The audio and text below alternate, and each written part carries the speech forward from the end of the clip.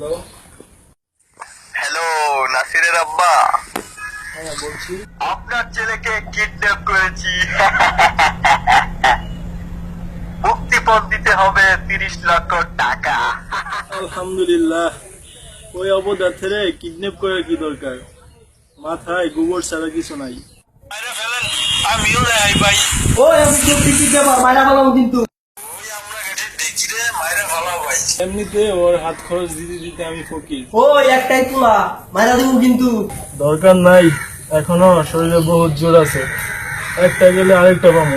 প্রয়োজনে কলকাতা হারবাল যাব। ভাই খুদার কসম মাইরা ফেলামু।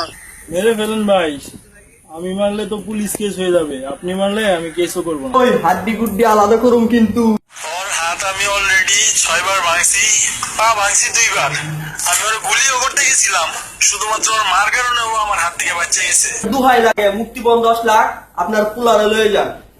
বললাম তো মেরে ফেলেন, আপনার দোয়াই লাগে ভাই। 10 লাখ টাকা দিয়া আমি আমার অনাগত ছেলেকে মানুষ করবো। 1 লাখ টাকা তো দেন, ওই টাকা দিয়ে তো কিছু হইব না। আল্লাহ, কি বলেন? ওই পুলার পড়াশোনার টাকার জন্য আমি প্রতিদিন খেতে অফিসে যেতাম। তো ভাবছি এখন একটা মোটর সাইকেল কিনবো। ভাই 50,000 টাকা তো দেন, সিএনজি ঠিক করে আপনার পোলারে পাঠাইতেছি। ওই গরু বসতে রাজি না আমি। ওই আঙ্কেল 1,000 টাকা তো দেন, এত কষ্ট করে কিডন্যাপ করলাম, প্লিজ, না হইলে আমি পিস কিনুম।